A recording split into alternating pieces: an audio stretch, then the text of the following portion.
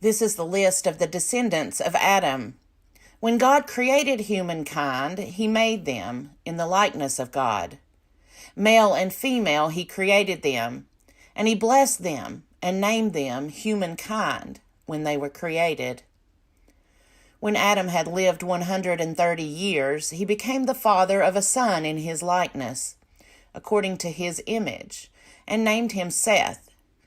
The days of Adam after he became the father of Seth were 800 years, and he had other sons and daughters. Thus all the days that Adam lived were 930 years, and he died. When Seth had lived 105 years, he became the father of Enosh. Seth lived after the birth of Enosh 807 years, and had other sons and daughters. Thus all the days of Seth were 912 years, and he died. When Enosh had lived 90 years, he became the father of Kenan. Enosh lived after the birth of Kenan 815 years, and had other sons and daughters. Thus all the days of Enosh were 905 years, and he died. When Kenan had lived 70 years, he became the father of Mahalalel.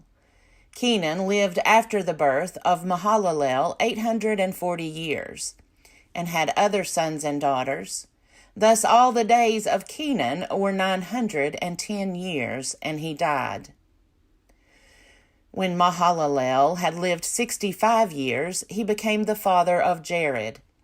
Mahalalel lived after the birth of Jared 830 years, and had other sons and daughters. Thus all the days of Mahalalel were 895 years, and he died. When Jared had lived 162 years, he became the father of Enoch. Jared lived after the birth of Enoch 800 years, and had other sons and daughters. Thus all the days of Jared were 962 years, and he died. When Enoch had lived 65 years, he became the father of Methuselah. Enoch walked with God after the birth of Methuselah 300 years, and had other sons and daughters. Thus all the days of Enoch were 365 years. Enoch walked with God, then he was no more, because God took him. When Methuselah had lived 187 years, he became the father of Lamech. Methuselah lived after the birth of Lamech 782 years, and had other sons and daughters. Thus all the days of Methuselah were 969 years, and he died. When Lamech had lived 182 years, he became the father of a son. He named him Noah, saying, "Out of the ground that the Lord has cursed, this one shall bring us relief from our work, and from the toil of our hands." Lamech lived after the birth of Noah 595 years, and had other sons and daughters. Thus all the days of Lamech were 777 years, and he died. After Noah was 500 years old, Noah became the father of Shem, Ham, and Japheth. Genesis 6. When people began to multiply on the face of the ground, and daughters were born to them, the sons of God saw that they were fair, and they took wives for themselves of all that they chose. Then the Lord said, "My spirit shall not abide in mortals forever, for they are flesh. Their days shall be 120 years. The Nephilim were on the earth in those days, and also afterward, when the sons of God went into the daughters of humans, who bore children to them. These were the heroes that were of old, warriors of renown. The Lord saw that the wickedness of humankind was great in the earth, and that every inclination of the thoughts of their hearts was only evil continually. And the Lord was sorry that he had made humankind on the earth, and it grieved him to his heart. So the Lord said, I will blot out from the earth the human beings I have created, people together with animals and creeping things and birds of the air, for I am sorry that I have made them. But Noah found favor in the sight of the Lord. These are the descendants of Noah. Noah was a righteous man, blameless in his generation. Noah walked with God, and Noah had 3 sons, Shem, Ham, and Japheth. Now the earth was corrupt in God's sight, and the earth was filled with violence. And God saw that the earth was corrupt, for all flesh had corrupted its ways upon the earth. And God said to Noah, I have determined to make an end of all flesh, for the earth is filled with violence because of them. Now I am going to destroy them along with the earth. Make yourself an ark of cypress wood. Make rooms in the ark, and cover it inside and out with pitch. This is how you are to make it. The length of the ark 300 cubits, its width 50 cubits, and its height 30 cubits. Make a roof for the ark, and finish it to a cubit above, and put the door of the ark in its side. Make it with lower, second, and third decks. For my part, I am going to bring a flood of waters on the earth, to destroy from under heaven all flesh in which is the breath of life. Everything that is on the earth shall die. But I will establish my covenant with you, and you shall come into the ark, you, your sons, your wife, and your sons' wives with you. And of every living thing of all flesh you shall bring 2 of every kind into the ark, to keep them alive with you. They shall be male and female, of the birds according to their kinds, and of the animals according to their kinds, of every creeping thing of the ground according to its kind. 2 of every kind shall come into you, to keep them alive. Also take with you every kind of food that is eaten, and store it up, and it shall serve as food for you and for them. Noah did this. He did all that God commanded him. Genesis chapter 7. Then the Lord said to Noah, Go into the ark, you and all your household, for I have seen that you alone are righteous before me in this generation. Take with you 7 pairs of all clean animals, the male and its mate, and a pair of the animals that are not clean, the male and its mate, and 7 pairs of the birds of the air also, male and female, to keep their kind alive on the face of all the earth.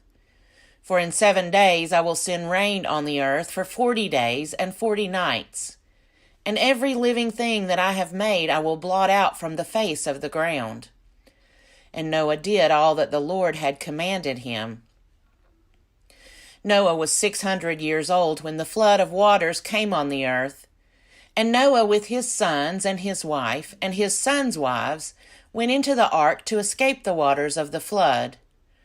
Of clean animals and of animals that are not clean, and of birds and of everything that creeps on the ground, 2 and 2, male and female, went into the ark with Noah, as God had commanded Noah.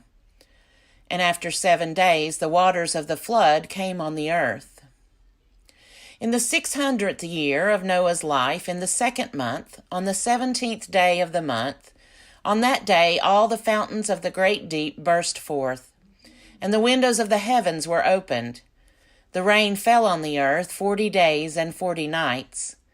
On the very same day Noah with his sons, Shem and Ham and Japheth, and Noah's wife, and the 3 wives of his sons, entered the ark. They and every wild animal of every kind, and all domestic animals of every kind, and every creeping thing that creeps on the earth, and every bird of every kind, every bird, every winged creature. They went into the ark with Noah, 2 and 2 of all flesh in which there was the breath of life.